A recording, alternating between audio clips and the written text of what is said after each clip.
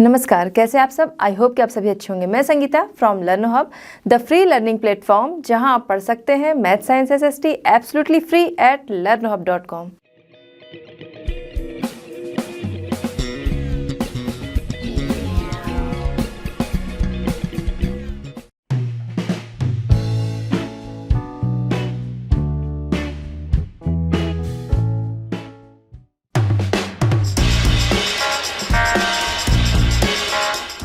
चलिए बच्चों, स्टार्ट करते हैं हमारा आज का चैप्टर। क्वेश्चन नंबर 1 है, give reasons for the following. ठीक है, आपके सामने कुछ टॉपिक्स है, आपको बताना है उनके लिए रीजन। इसमें फर्स्ट है, wood block print only came to Europe after 1295। ठीक है, तो वुड ब्लॉक प्रिंट जो है वो आफ्टर 1295 यूरोप में आई, ये आर्ट जो थी।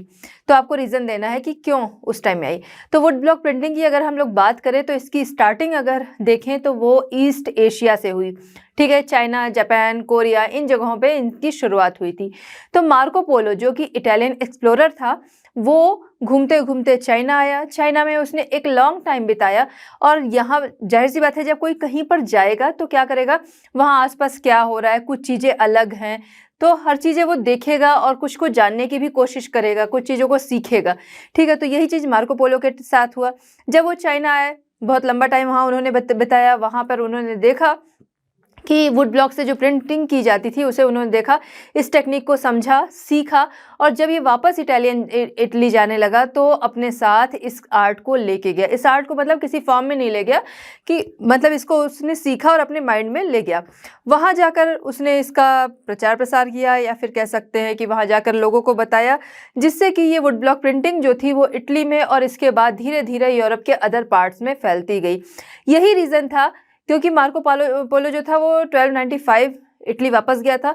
तो यही रीज़न था कि 1295 के बाद ये आर्ट जो है या वुड ब्लॉक प्रिंटिंग जो है वो यूरोप में आई। ठीक है, समझ गए होंगे आप लोग रीज़न कि क्यों ऐसा हुआ।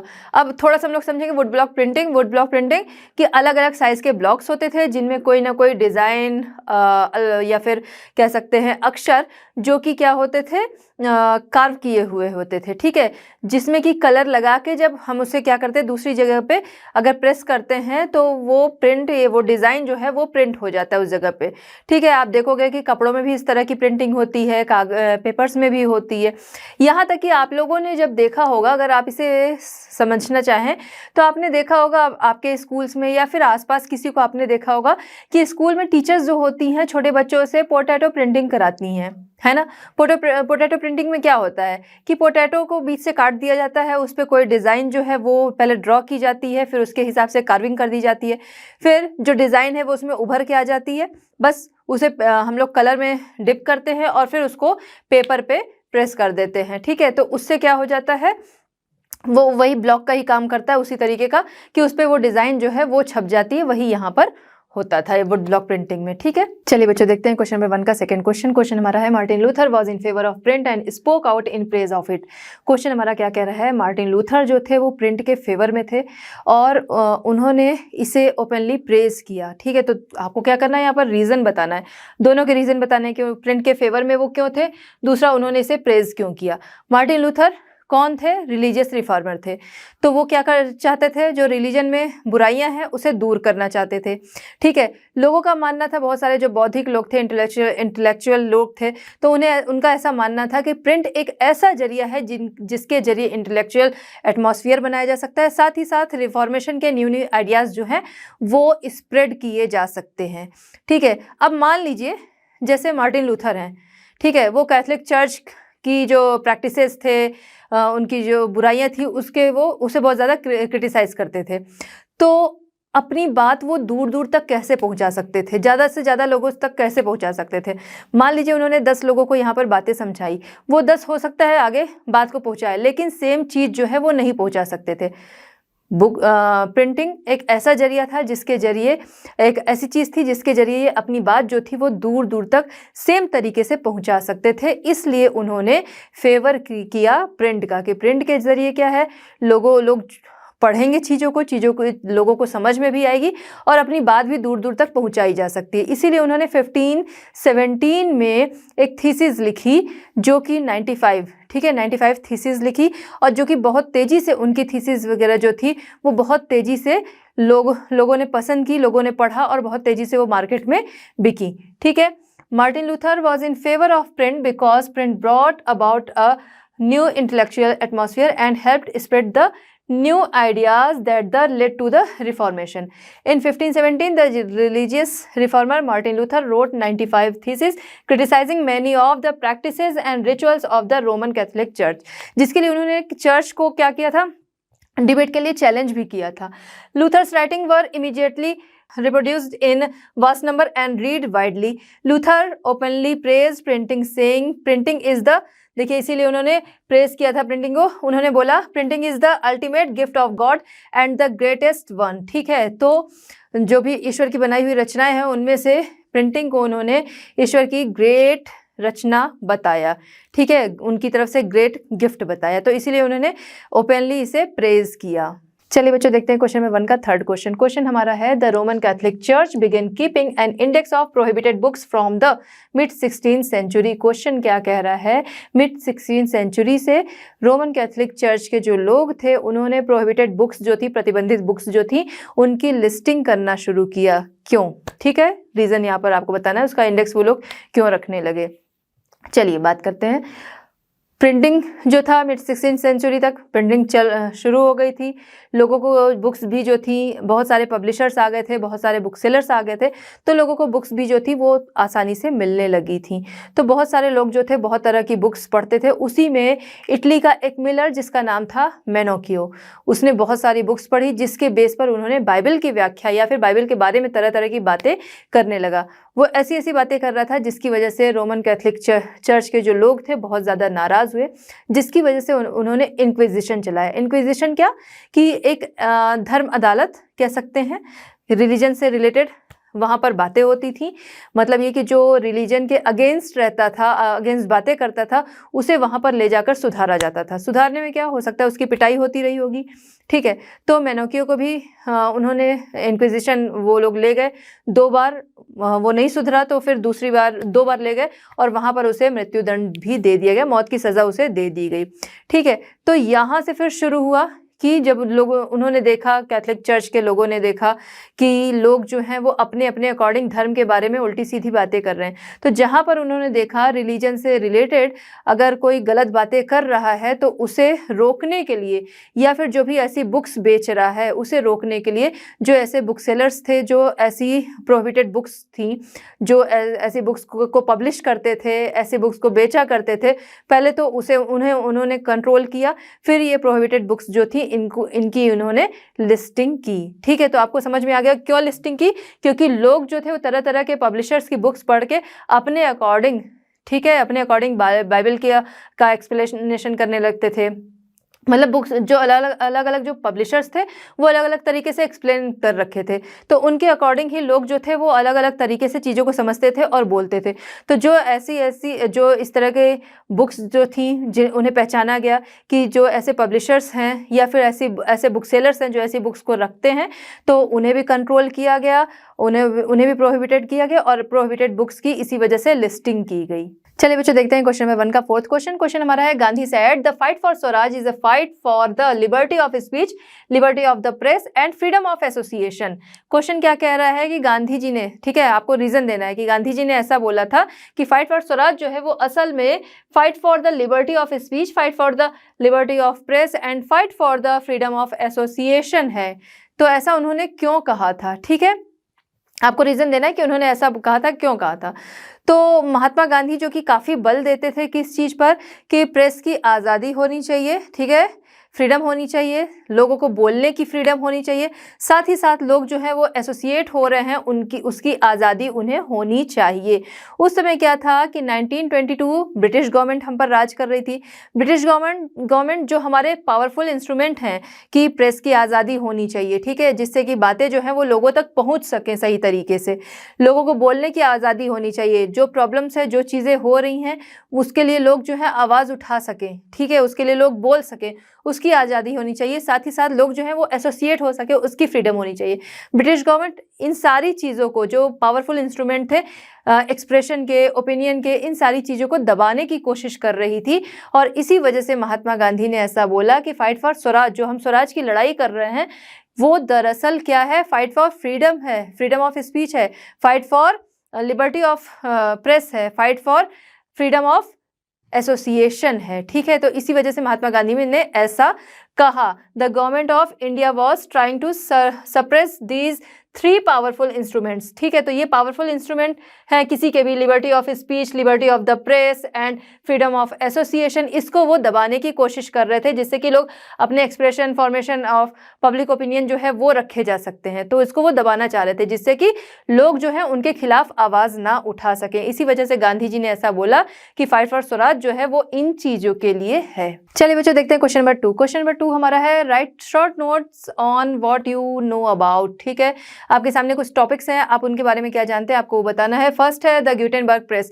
ग्यूटेनबर्ग प्रेस, ठीक है, ये एक प्रिंटिंग मशीन का नाम रहा ग्यूटेनबर्ग प्रेस, जो कि किसी पर्सन के नाम पर पड़ा जिसने कि उस मशीन को बनाया।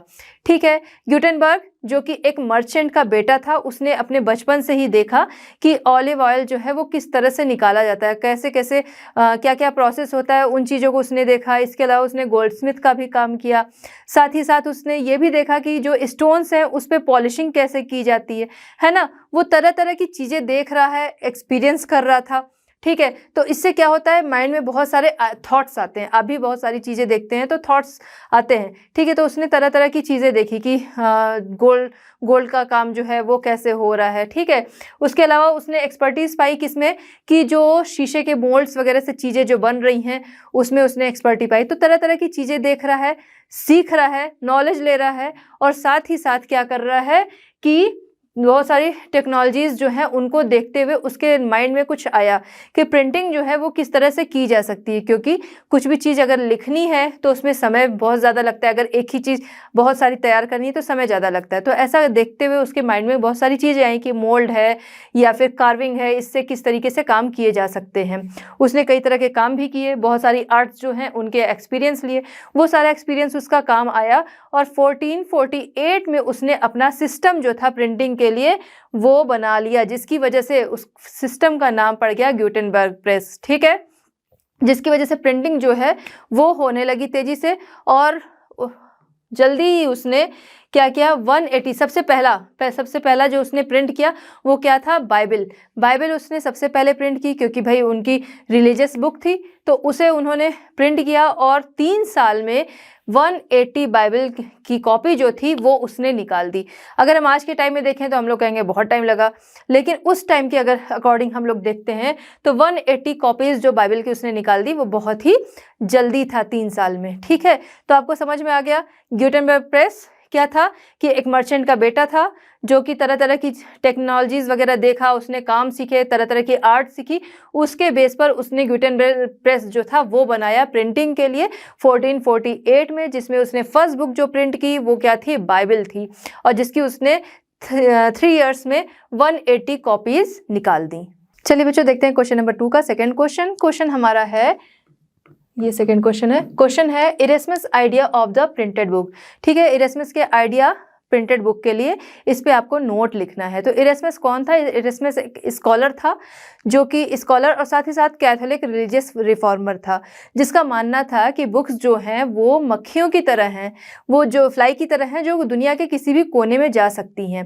अब क्या था, प्रिंटिंग शुरू हो गई थी, बुक्स जो थी लोगों की पहुंच जो थी बुक्स तक आसानी से थी, बहुत सारे पब्लिकेशंस आ गए थे, बहुत सारे पब्लिशर्स थे, बुक सेलर्स थे, तो बुक्स जो थी वो लोगों को आसानी से अवेलेबल हो जा रही थी। तो उसका मानना था इतनी सारी जो बुक्स हैं, इतना सारा जो ज्ञान है, हो सकता है कुछ इसमें काम का हो, लेकिन ज़्यादा से ज़्यादा जो है वो फालतू है, नॉनसेंस टाइप का है, जो कि लोगों को रिलीजन से दूर हटा रहा है, रिलीजन के अगेंस्ट खड़ा करता है। और इसकी वजह से जो वैल्यूबल बुक्स हैं, वैल्यूबल पब्लिकेशंस है, वैल्यूबल बातें हैं, वो क्या है, उनकी भी कोई वैल्यू नहीं रह जा रही है। ठीक है, Erasmus idea of the printed book, to what corner of the world do they not fly these swarms of new books? It may be that one here and there contributes something worth knowing, but the very multitude of them is hurtful to scholarship because it creates a glut, and even in good things satiety is most harmful. ठीक है, printers के लिए उसने बोला fill the world with books, not just trifling things such as a right, perhaps उसने अपने के लिए लिखा, but stupid ignorant, slanderous, scandalous, raving, irreligious and sedious books, and the number of them is such that even the valuable publications lose their value। ठीक है, तो उसका ये मानना था कि ये सारी चीज़ें जो हैं लोगों को रिलीजन से भटका रही हैं, नॉनसेंस बातें हैं, और जिसकी वजह से जो वैल्यूबल पब्लिकेशंस हैं उनकी भी कोई वैल्यू नहीं है, उनकी भी वैल्यू जो है वो खोती जा रही है। क्यों? क्योंकि मार्केट में बहुत सारा ज्ञान, जैसे आज के टाइम में देखिए आपको व्हाट्सएप मैसेज मिलते हैं, किसी एक टॉपिक पे ही बहुत सारे लोग अपने ज्ञान जो है वो परोसने लगते हैं, या कह सकते हैं कि एक ही टॉपिक पे बहुत तरह के ज्ञान जो है वो आपके सामने आते हैं। तो उसकी वजह से हो सकता है उसमें कोई बहुत अच्छी चीज़ें भी हैं, बहुत अच्छा पॉइंट है, लेकिन क्या है कि सेम चीज़ पे बहुत सारे आपको बहुत सारे पॉइंट्स मिल जा रहे हैं, जिसकी वजह से कोई उसमें जो वैल्यूबल पॉइंट होगा वो आपको उसकी भी वैल्यू नहीं रह जाती, या आपको समझ में नहीं आता कि ये बहुत ज़्यादा वैल्यूबल है।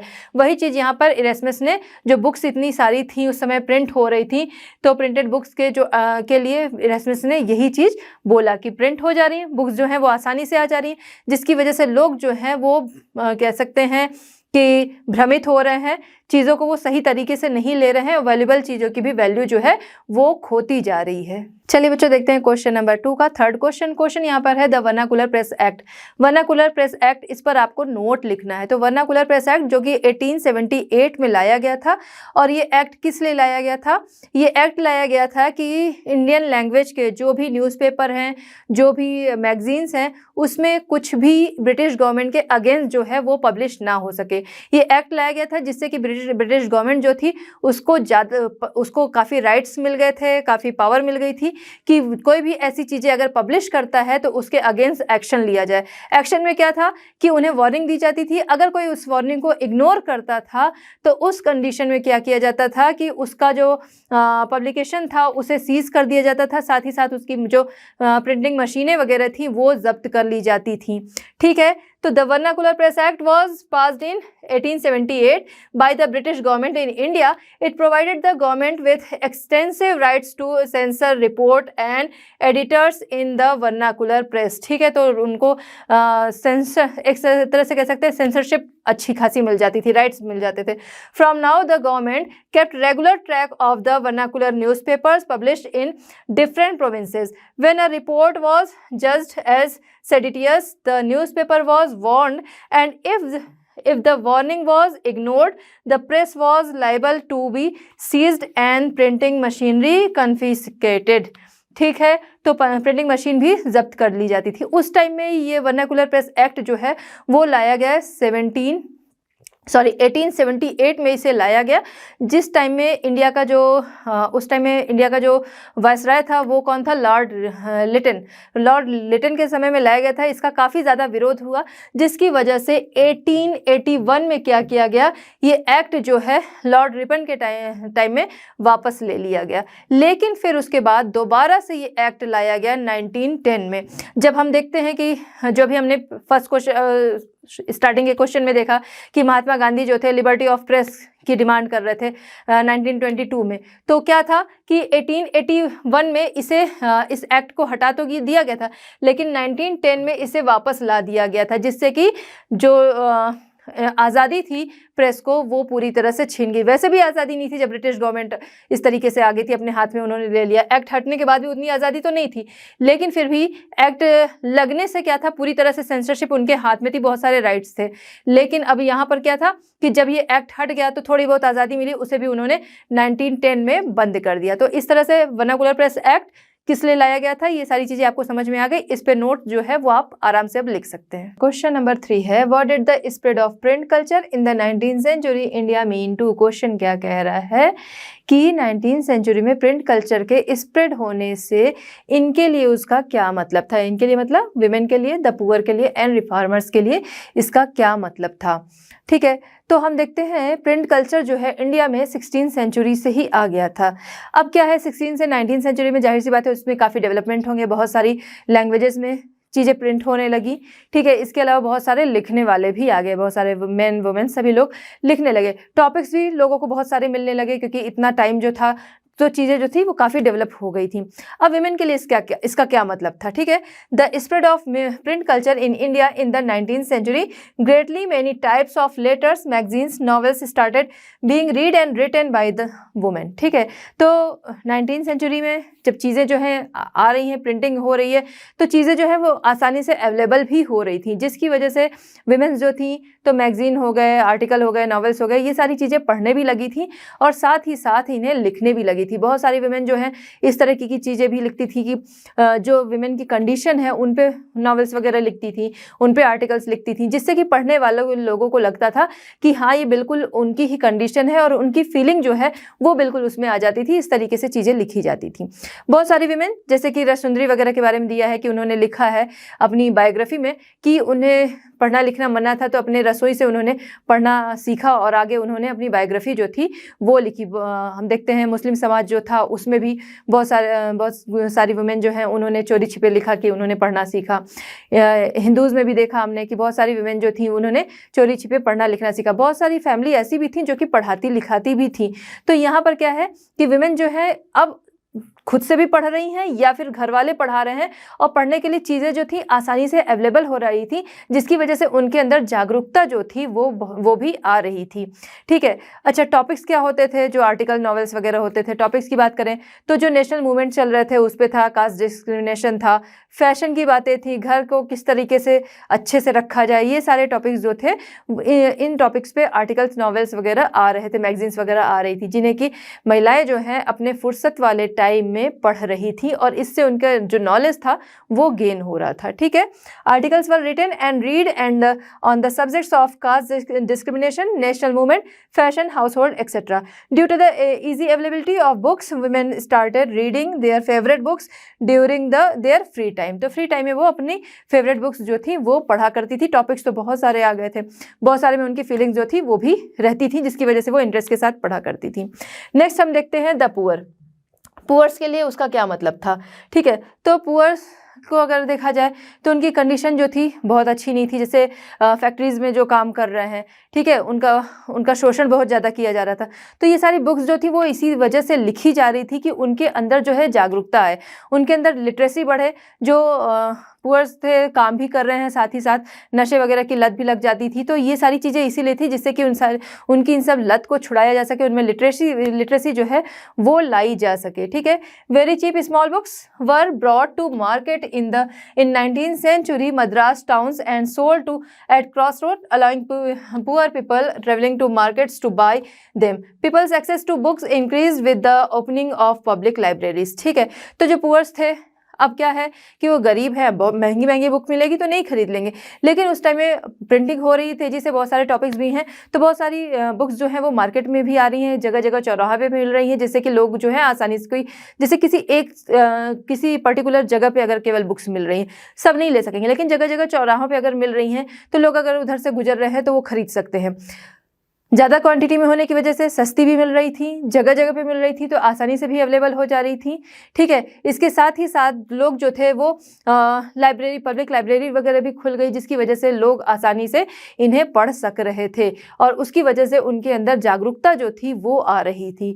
From the late 19th century issue of the caste discrimination began to the written about in many printed tracts and essay, ठीक है। तो हम क्या देखते हैं कि लेट 19th सेंचुरी से ये जो इशू था डिस्क्रिमिनेशन का, कास्ट डिस्क्रिमिनेशन का, इन पे भी बहुत सारी बुक्स आने लगी। जैसे कि ज्योतिबा फुले हो गए, उन्होंने गुलामगिरी लिखी, ठीक है। रामास्वामी नायकर हो गए, डॉक्टर भीमराव अंबेडकर हो गए, ये सारे लोग जो हैं कास्ट डिस्क्रिमिनेशन को लेके बहुत सारे आर्टिकल्स इन्होंने लिखे, जिससे कि लोग जो थे पुअर लोग वो उसको आसानी से अवेलेबल होने की वजह से पढ़ रहे थे और उनके अंदर जागरूकता जो थी इन चीज़ों के लिए आ रही थी कि उनके ऊपर जो भी अत्याचार हो रहे हैं या जिस तरीके से उन्हें ट्रीट किया जा रहा है उसके लिए वो आवाज़ उठा सकें।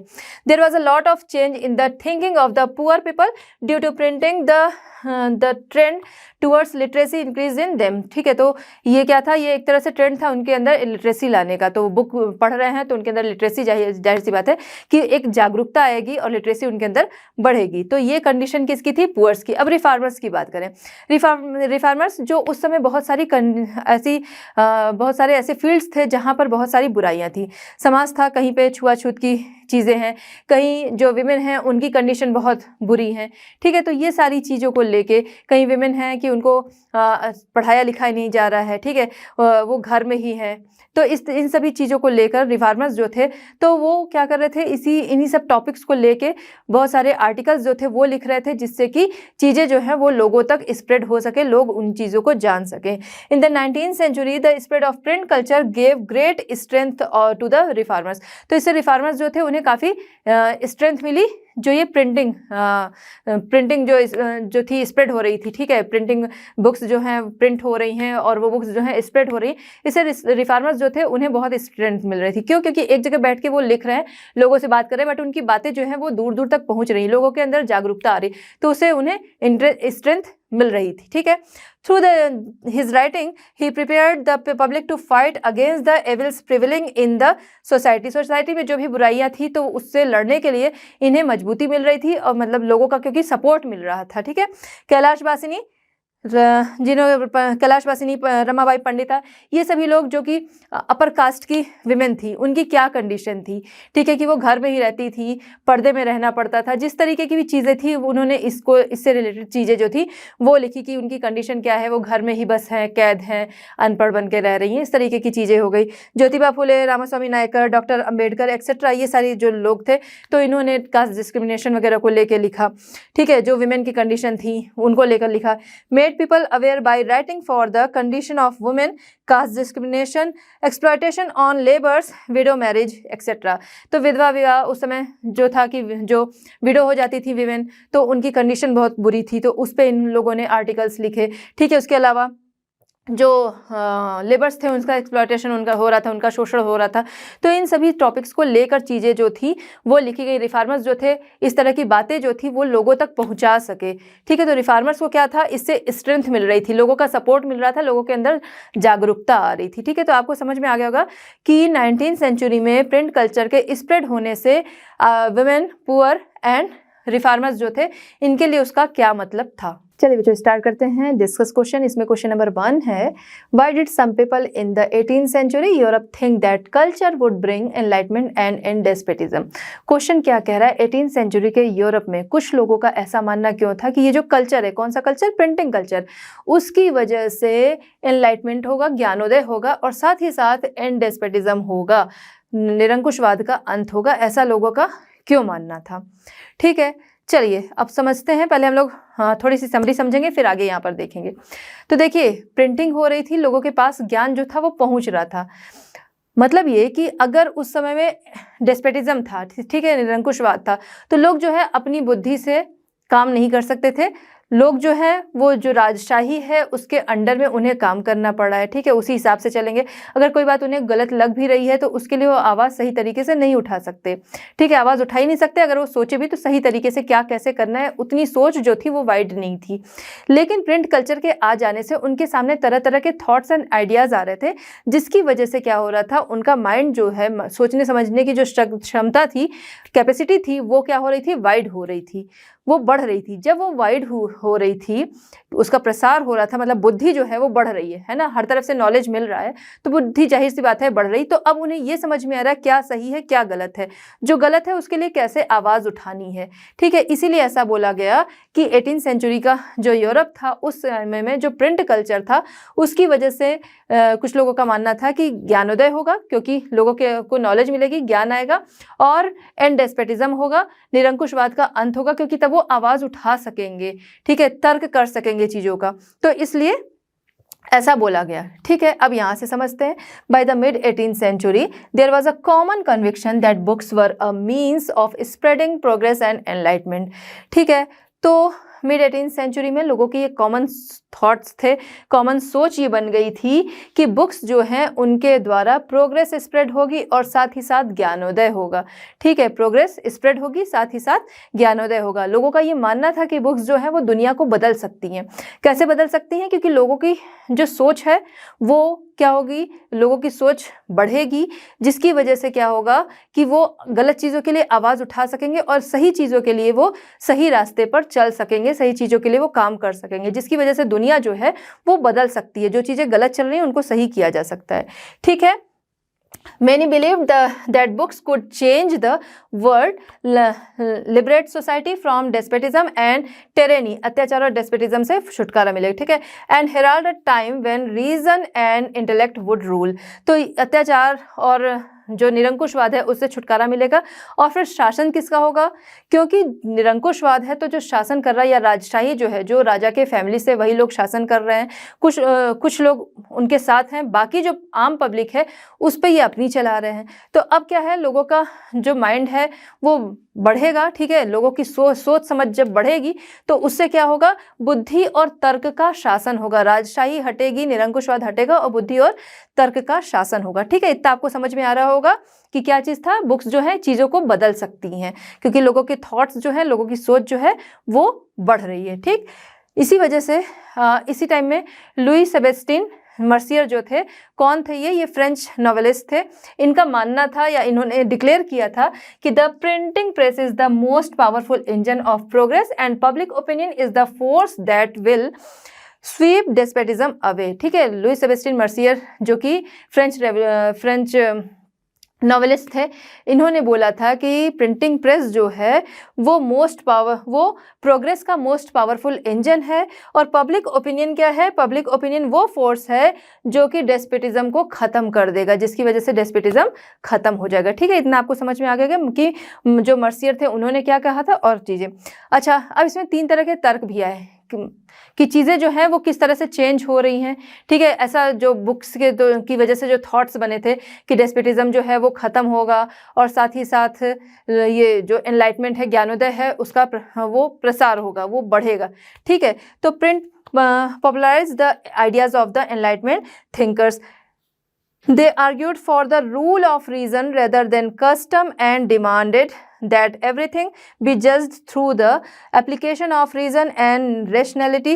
The writing of Voltaire and Rousseau were read widely, ठीक है। तो इस टाइम में क्या है, प्रिंटिंग कल्चर जो था उसमें तरह तरह की चीज़ें जो थी वो आ रही थी, ठीक है, लोग लिख रहे थे। इस समय वॉल्टेयर एंड रूसो इस टाइप के लोग जो थे, जो पुराने कस्टम्स चले आ रहे थे उनके खिलाफ लिख रहे थे कि चीज़ें जो हैं लोगों को समझ में आया कि किस तरीके से उन्हें तर्क करना है, किसी भी टॉपिक पे किस तरह से उन चीज़ों को समझना है। इन सारी चीज़ों के लिए वॉल्टेयर एंड रूसो जो हैं तरह तरह के आर्टिकल्स लिखते थे जिसे लोग पढ़ते थे, और जो इन्हें पढ़ने वाले लोग थे उनकी सोच भी जो थी उसी के अकॉर्डिंग हो रही थी, उनके अंदर जागरूकता आ रही थी, नॉलेज आ रही थी, और उसी के अकॉर्डिंग उनकी सोच हो रही थी।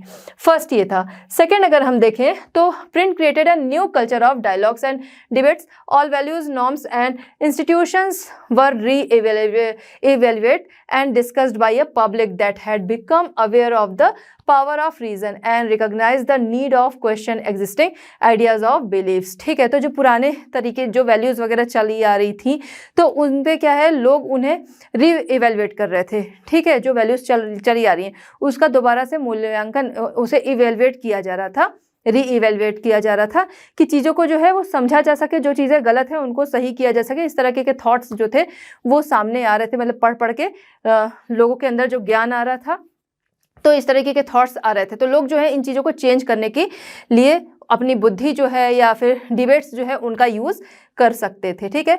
कार्टून एंड कैरिकेचर्स, इस टाइम में कार्टून एंड कैरिकेचर्स जो थे उनका भी यूज़ बहुत ज़्यादा हुआ था। बहुत सारी बुक्स ऐसी आ गई थी जिनमें कि जो राजशाही थी, डेस्पोटिज्म जो था उसका बहुत ज़्यादा मजाक उड़ाया गया था। किसके द्वारा? Cartoon and caricatures. कैरिकेचर जो छोटे छोटे जैसे आप देखते होंगे न्यूज़पेपर में कहीं आपको कोई कोना दिख जाता होगा, ठीक है, या मैगजीन वगैरह में कि कुछ आपको हंसी वाली चीज़ें कार्टून बना रहता है और छोटा सा आर्टिकल कुछ लिखा होता है उस पर, ठीक है, कि उसमें एक तरह से मजाक उड़ाने वाली चीज़ें होती हैं, ठीक, मजाक टाइप की। तो वो आपका कार्टून एंड कैरिकेचर टाइप की जो प्रिंटिंग थी वो बहुत ज़्यादा आ गई थी, जिसमें कि बहुत सारे ऐसे भी कार्टून्स वगैरह बनाए गए थे, कैरिकेचर्स बनाए गए थे, जिसमें दिखाया गया था कि राजा जैसे बैठा हुआ सिंहासन पे, बहुत सारे आसपास फ्रूट्स हों, वो आराम कर रहा है, ठीक है, वो उसके लिए सब कुछ आसान दिख रहा है, सब कुछ उसके पास अच्छा दिख रहा है, और जो पब्लिक है वो बहुत ज़्यादा परेशान है। इस तरीके से उसमें दिखाया गया। तो इस तरीके से लोग जो थे वो क्या कर रहे थे, लोगों को जागरूक कर रहे थे, ठीक है। इसी वजह से कुछ लोगों का मानना था कि जो ये प्रिंटिंग है वो क्या कर सकती है, चीज़ों को चेंज कर सकती है, जिसकी वजह से निरंकुशवाद, डेस्पोटिज्म जो है उसका एंड होगा एंड ज्ञान का प्रसार होगा। लोग जो हैं वो चीज़ों के बारे में जान सकेंगे। चलिए बच्चों देखते हैं क्वेश्चन नंबर 2। क्वेश्चन नंबर 2 हमारा है, why did some people fear the effect of easily available printed books, choose one example from Europe and one from India. Question हमारा क्या कह रहा है कि इजिली बुक्स के अवेलेबल हो जाने से कुछ लोगों में फियर क्यों था। आपको एक एग्जाम्पल इंडिया से और एक एग्जाम्पल यूरोप से बताना है। देखिए लोगों के अंदर फियर क्यों था, क्योंकि बुक्स जो है वो इजिली अवेलेबल हो रही हैं, लोग उसको पढ़ रहे थे और पढ़ने की वजह से उनके अंदर नॉलेज आ रहा था, डिबेटिंग पावर जो थी वो उनकी बढ़ रही थी। तो इसलिए लोगों को डर था कि हम जो गलत कर रहे हैं यहाँ या फिर जो गलत के साथ हैं, तो उन्हें ये फियर था कि लोग उनके अगेंस्ट अब आवाज़ उठा सकते हैं, ठीक है, उनका विरोध कर सकते हैं, उन्हें उनकी जगह से हटा सकते हैं। जैसे तानाशाही है, राजशाही है, ठीक है, निरंकुशवाद है, तो उसके खिलाफ उसके अगेंस्ट वो खड़े हो सकते हैं। जो एंटी रिलीजियस लोग जो हैं, मतलब जो पहले से ही थोड़ा वो धर्म की बुराई कर रहे हैं या फिर धर्म के साथ भी हैं, फिर भी अब उनको जो उसमें रिलीजन में जो भी बुराइयां हैं उसके बारे में उन्हें पता चला, तो उसके लिए भी वो आवाज़ उठा सकते हैं। तो इस तरह बहुत सारी चीज़ें थी कि जो चीज़ें गलत हो रही हैं, जो लोग गलत कर रहे थे, तो उन्हें ये चीज़ डर लगेगा ना कि लोगों के अंदर जागरूकता आ रही, नॉलेज आ रहा है, लोगों के अंदर डिबेटिंग पावर बढ़ रही, तो वो हमारा क्या कर सकते हैं, विरोध कर सकते हैं, हमारे अगेंस्ट हो सकते हैं और यहाँ तक कि हमें हटा भी सकते हैं, ठीक है। तो इसलिए उनके अंदर फियर था। चलिए, some people were afraid that this would led to anti religious thoughts in the people, so they were worried about the accessibility of books, ठीक है। तो कुछ लोग जो थे वो डर रहे थे, जैसे कैथलिक चर्च वगैरह के लोग जो थे, तो उन्हें ये डर था कि एंटी रिलीजियस थॉट्स जो हैं वो इससे लोगों के अंदर आएंगे, लोग जो हैं नेगेटिव चीज़ों को भी समझेंगे, तो एंटी रिलीजियस थॉट्स जो हैं वो उनके अंदर आएंगे, इसलिए उनको डर था। कुछ लोग जो थे, some people in whom upper class people use to come, they were afraid that if these lower class people become more aware of the spread of knowledge then the rights of the upper class may be in danger, ठीक है।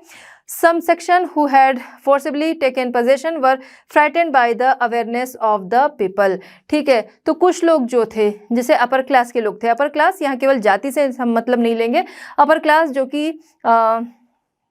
Aristocracy के लोग थे, ठीक है, जो ज़्यादा पैसे वाले लोग थे, जो राजशाही के लोग थे, तो उन्हें भी डर था कि लोगों के अंदर अगर नॉलेज आ जाएगा, जैसे कि अभी पहले के भी क्वेश्चन में हमने देखा कि डेस्पोटिज्म को हटाकर जो तर्क और बुद्धि से काम कर सके, मतलब उसका शासन होगा, तर्क और बुद्धि का शासन होगा, ठीक है, डिबेट्स होगा, जिसके मतलब चीज़ें जो हैं वो बुद्धि और तर्क के हिसाब से चलेंगी, ऐसा नहीं कि जो गद्दी पर बैठा है बस उसी के दिमाग से सबको चलना है।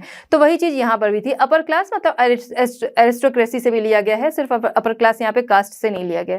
तो ऐसे लोग कि उनको ये समझ में आ रहा था कि उनके अंडर में इतने लोग काम करते थे, ठीक है, लोग उनकी बात मानते थे, तो उन्हें ये समझ में आ रहा था कि जब लोगों के अंदर जो है नॉलेज स्प्रेड होगा तो वो हमारे खिलाफ आवाज़ उठा सकते हैं। तो इसलिए उन्हें इन चीज़ों का, इसलिए उनके अंदर फियर था कि हमारी जो पोजीशन है वो क्या होगी, वो खतरे में आ सकती है इसकी वजह से, क्योंकि जब इन्हें नॉलेज हो जाएगा फिर ये हमारी नौकरी नहीं करेंगे, ये हमारी बातें या हमारे माइंड से नहीं चलेंगे, फिर ये अपना माइंड भी चलाएंगे, अपनी बातों को रख सकेंगे। तो इसलिए उनके अंदर फियर था। एग्जाम्पल अगर हम लोग लेते हैं इंडिया से, अगर लेते हैं, नहीं पहले यूरोप से ही अच्छा ले लेते हैं, ठीक है। तो यूरोप से लेंगे तो people of the Catholic church in Europe, Catholic church के जो यूरोप में जो कैथलिक चर्च के लोग थे उनके अंदर डर था, क्योंकि क्या था, तरह तरह के पब्लिशर्स आ गए थे, तरह तरह के राइटर आ गए थे, वो बाइबल की अपने हिसाब से व्याख्या कर रहे थे, एक्सप्लेनेशन कर रहे थे, ठीक है। उसके अलावा जो भी उसमें बुराइयाँ थी, उनके धर्म में बुराइयाँ थी, उसके खिलाफ लोग लिख रहे थे, तो लोगों के अंदर नॉलेज आ रहा था। तो कैथलिक चर्च के जो लोग थे उन्हें ये डर था कि एंटी रिलीजियस थॉट्स जो हैं वो क्या होंगे, वो तेजी से ग्रो करेंगे और फिर उसके बाद लोग हमारे खिलाफ आवाज़ उठा सकते हैं, ठीक है। थोड़े बहुत हैं तो उनको तो ये लोग दबा देते थे, पनिश कर दिए, वो कर दिए, लेकिन जब नॉलेज तेजी से बढ़ रहा है, लोग जो हैं जागरूक हो रहे हैं, तो वो इनके खिलाफ आवाज़ उठा सकते हैं और उसकी वजह से इनकी चीज़ें जो हैं वो खतरे में आ सकती हैं, डेंजर में आ सकती हैं। सेकंड हम लेते हैं इंडिया से, ठीक है, one Europe and one India. अब इंडिया से लेते हैं इंडिया का वर्नाक्यूलर प्रेस एक्ट, इसके बारे में पहले भी हमने डिस्कस किया। वर्नाक्यूलर प्रेस एक्ट, जहाँ पर जो इंडियन थे वो ब्रिटिशर्स के खिलाफ कुछ भी लिख नहीं सकते थे, इसलिए वर्नाक्यूलर प्रेस एक्ट ला दिया गया था, ठीक है। अब जो कोई भी ब्रिटिशर्स के खिलाफ कहीं भी थोड़ा भी कुछ लिख देता था तो उसे वार्निंग भी दी जाती थी, ठीक है। लिख नहीं सकते थे, लिख दिया तो वार्निंग दी जाती थी, और जब अगर कोई नहीं मानता था तो फिर क्या किया जाता था, उनका प्रिंटिंग प्रेस बंद कर दिया जाता था, यहाँ तक कि उनकी मशीनें भी छीन ली जाती थी। तो वर्नाक्यूलर प्रेस एक्ट इसीलिए था कि जो ब्रिटिशर्स हैं उनके खिलाफ कुछ भी ना लिखा जाए, इसी फियर में कि लोगों के अंदर क्या है, जागरूकता आ जाएगी। अगर ब्रिटिशर्स जो हैं जो चीज़ें वो गलत कर रहे थे तो वो चीज़ें जब प्रिंट होकर लोगों के सामने पहुंच रही मैगजीन से, न्यूज़पेपर से, तो लोग उन्हें जानेंगे, उनके अंदर जागरूकता आएगी, लोग एक दूसरे का सपोर्ट करेंगे, साथ में आ जाएंगे। तो इसीलिए डर था, इसी वजह से वर्नाक्युलर प्रेस एक्ट जो था वो लगा दिया गया था। इसी में आप और भी एग्जाम्पल दे सकते हैं, आपकी बुक में जो दिया हुआ है, इस चैप्टर में जो दिया हुआ है, जैसे कि कास्ट डिस्क्रिमिनेशन वाला भी आप दे सकते हैं कि जो इस तरह के आर्टिकल आ रहे थे, तो जो कास्ट डिस्क्रिमिनेशन से अलग लोग थे, जो ऐसी चीज़ों को बढ़ावा दे रहे थे, तो वो डर रहे थे। ठीक है, तो इस तरह से आप कोई भी चीज़ कोई भी एग्जाम्पल जो है वो लेके लिख सकते हैं। चलिए बच्चों, देखते हैं क्वेश्चन नंबर 3। क्वेश्चन नंबर 3 हमारा है, what were the effects of the spread of print culture for poor people in 19th century India.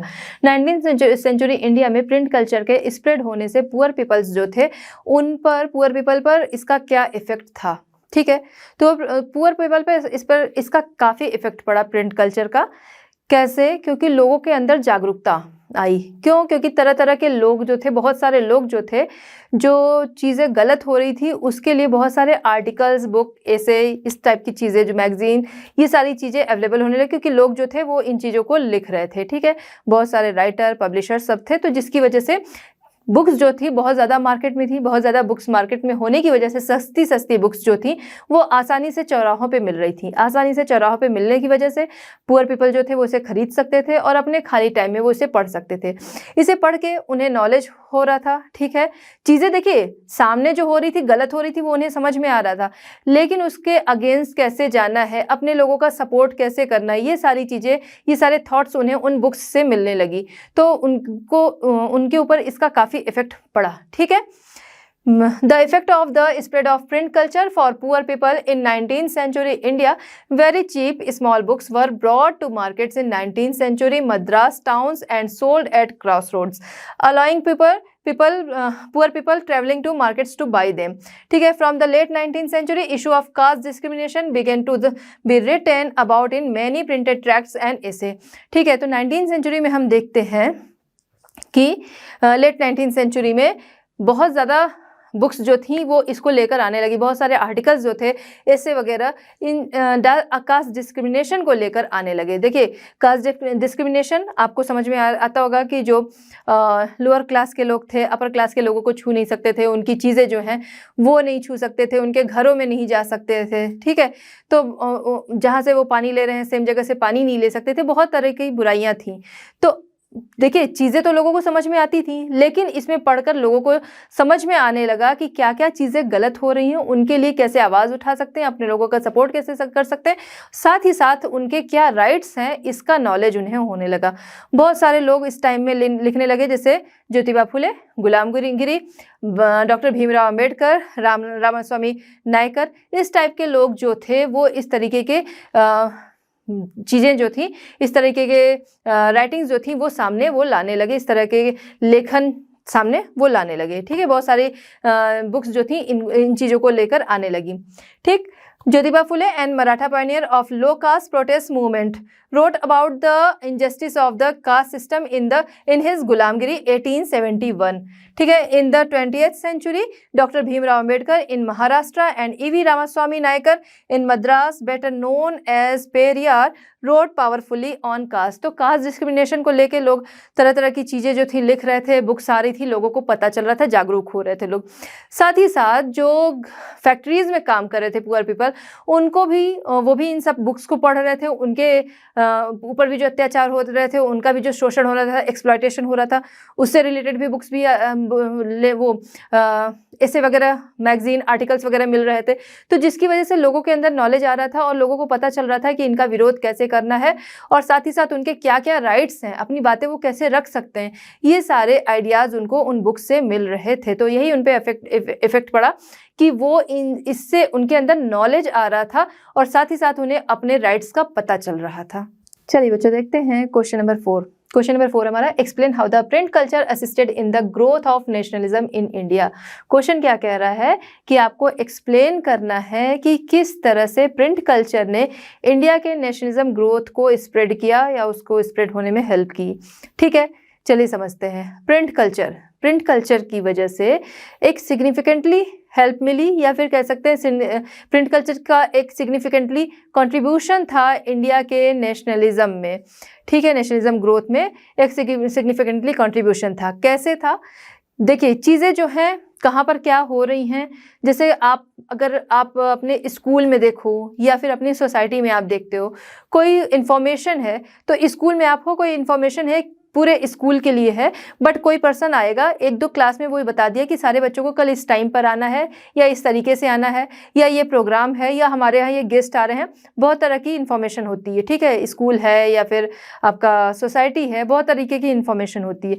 तो कोई आया कुछ क्लासों में, 1-2 क्लासों में उसने बता दिया कि कल सबके लिए ये चीज़ है, ठीक है, तो वो क्या है, सबको नहीं पता चल पाएंगी। लेकिन यही जब वो मैसेज जो होता है सोसाइटी ग्रुप में, मतलब जो ग्रुप्स बने होते हैं आपकी सोसाइटीज़ में या फिर स्कूल के ग्रुप्स, अब जब से ऑनलाइन पढ़ाई होने लगी ग्रुप्स बन गए हैं, ठीक है, तो उसमें क्या है, वो इन्फॉर्मेशन जो है स्प्रेड कर दी जाती है और सबको उसके बारे में पता चल जाता है। तो उसी तरह प्रिंट कल्चर जो है उसने इंडिया के नेशनलिज्म में बहुत ज़्यादा हेल्प की, बहुत ज़्यादा उसका कॉन्ट्रीब्यूशन रहा। चीज़ें जो हैं वो लिखी जाने लगी, ठीक है, जो भी बुराइयां थी, जो भी कॉलोनियल गवर्नमेंट के जो भी अत्याचार थे, जो भी उनकी रॉन्ग पॉलिसी थी उनके लिए, या फिर देशभक्ति के लिए कि लोगों के अंदर किस तरह से देशभक्ति, पैट्रियटिज्म जो है वो किस तरह से जगाया जाए, इस पे बहुत सारी बुक्स जो हैं वो लिखी जाने लगी, जिसको पढ़ के लोगों के अंदर नॉलेज आया, लोगों के अंदर जोश आया और लोगों को पता चला कि किस तरीके से चीज़ों को हैंडल करना है, किस तरीके से हम सभी को साथ में आना है, ठीक है, लोगों के अंदर जो है देश प्रेम की भावना आने लगी। चलिए देखते हैं। Printing culture contributed significantly to the nationalism of India. During the British period, Indian writers composed many such books which were imbued with the feeling of patriotism. ठीक है, बहुत सारे राइटर्स थे, उन्होंने पैट्रियटिज्म को लेकर बुक्स जो थी वो लिखी ब्रिटिश काल में, ठीक है। By the end of the 19th century, news was published in a large number of Indian vernacular languages. These newspapers helped a lot in creating a suitable atmosphere for the nationalism movement. ठीक है, तो हम देखते हैं end of the 19th century, इस time में पहले क्या था कि कुछ लैंग्वेजेस में न्यूज़पेपर वगैरह आते थे। इस टाइम में जो भी रीजनल लैंग्वेजेस थी उनमें, बहुत सारी जो रीजनल लैंग्वेजेस थी उनमें न्यूज़पेपर आने लगे। अब क्या है कि बहुत सारी लैंग्वेजेस में आने से जिन्हें चीज़ें नहीं समझ में आती थी, अलग लैंग्वेज की है, अब लोगों को अपनी लैंग्वेज में जब न्यूज़पेपर में न्यूज़ जो है वो मिल रही, आर्टिकल्स मिल रहे हैं, तो लोग उसे पढ़ना पसंद कर रहे थे। जब पढ़ना पसंद कर रहे थे तो उनके अंदर क्या है, उन्हें एक इन्फॉर्मेशन मिल रही थी कि किस तरीके क्या चीज़ें चल रही हैं, क्या गलत हो रहा है, सारी चीज़ें जो है उनको उस तरीके से मिल रही थी, जिससे कि एक कह सकते हैं नेशनलिज्म का एक एटमॉस्फेयर जो है वो बनाने में न्यूज़पेपर ने बहुत ज़्यादा हेल्प की, या फिर प्रिंट कल्चर ने बहुत ज़्यादा हेल्प की, क्योंकि इस तरीके की बुक्स जो थी, इस तरीके के न्यूज़पेपर जो थे वो बहुत ज़्यादा आने लगे, क्योंकि अलग अलग लैंग्वेजेस में, रीजनल लैंग्वेजेस में लिखे जाने की वजह से लोग उन्हें पढ़ना पसंद कर रहे थे, क्योंकि चीज़ें अब उन्हें अच्छे से समझ में आ रही थी। तो एटमॉस्फेयर जो था नेशनलिस्ट मूवमेंट का वो बनाने में हेल्प मिली। Vande Mataram song compose by Bankim Chandra Chatterjee started resonating in every corner of India. Bankim Chandra Chatterjee जिन्होंने आनंद मठ लिखा था, आनंद मठ से लिया गया वंदे मातरम। वंदे मातरम जो कि ऐसा था, अगर आप आज भी सुनेंगे तो आपके अंदर एक जोश आ जाता है, ठीक है। तो वंदे मातरम जो कि लिया गया आनंद मठ से बंकिम चंद्र चटर्जी के द्वारा, तो उस समय नेशनलिज्म की जो फीलिंग थी वो लोगों के अंदर इतनी ज़्यादा आ रही थी, उसकी वजह से क्या था कि वंदे मातरम जो सॉन्ग आया उसने उनके अंदर और ज़्यादा जोश भर दिया, ठीक है। तो वंदे मातरम जो सॉन्ग था वो इंडिया के कोने कोने में गाया जाने लगा, इंडिया के कोने कोने में गूंजने लगा, क्योंकि इससे एक लोगों के अंदर नेशनलिज्म की एक भावना जो थी, फीलिंग थी, वो आ रही थी, ठीक है। वंदे मातरम जो कि क्या था, प्रिंट कल्चर की ही देन था, ठीक है।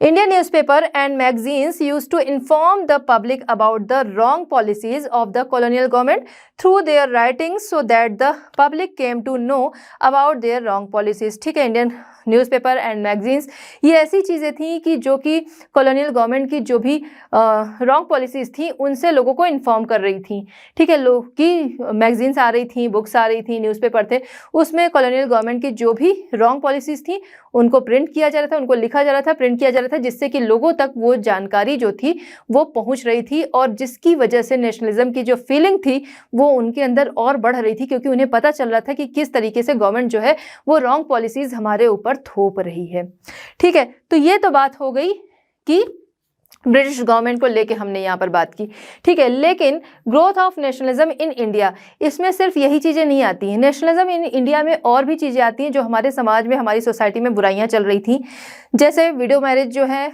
वो चीज़ें लाई गई, या फिर कह सकते हैं विमेन की जो कंडीशन थी, विमेन की जो पढ़ाई को लेके कंडीशन थी, ठीक है, जिस तरीके से वो घरों में रहती थी, कास्ट डिस्क्रिमिनेशन जो था उसकी जो कंडीशन थी, ये सारी चीज़ें थी। जो रिफॉर्मर्स जो थे उस समय में की समाज सुधारक जो थे, तो इन्होंने भी तरह तरह की चीज़ें लिखी जो कि प्रिंट कल्चर की वजह से ही लोगों के अंदर क्या था, लोगों को इनके बारे में पता चला, लोग एक साथ एकजुट हुए। लोगों को पता तो था लेकिन लोग एक साथ सपोर्ट में नहीं आ पा रहे थे, इनकी वजह से लोग एक दूसरे के सपोर्ट में आ सके। तो इसीलिए प्रिंट कल्चर जो है उसका बहुत ज़्यादा कंट्रीब्यूशन रहा नेशनलिज्म इन इंडिया की ग्रोथ में, ठीक है। इंडिया के राष्ट्रवाद की ग्रोथ में प्रिंट कल्चर का बहुत ज़्यादा कंट्रीब्यूशन रहा, ठीक है। आपको समझ में आ गया होगा कि ब्रिटिश पॉलिसीज़ जो थी, रॉन्ग पॉलिसीज़ थी, उसके बारे में पता चला, क्योंकि चीज़ें जो हैं प्रिंट होके सब तक पहुंच रही हैं, अलग अलग लैंग्वेजेस में है, तो लोगों को पता चल रहा है, लोग उन्हें पढ़ना पसंद कर रहे हैं, चीज़ें आसानी से अवेलेबल हो जा रही हैं, लोगों को पता चल रही हैं।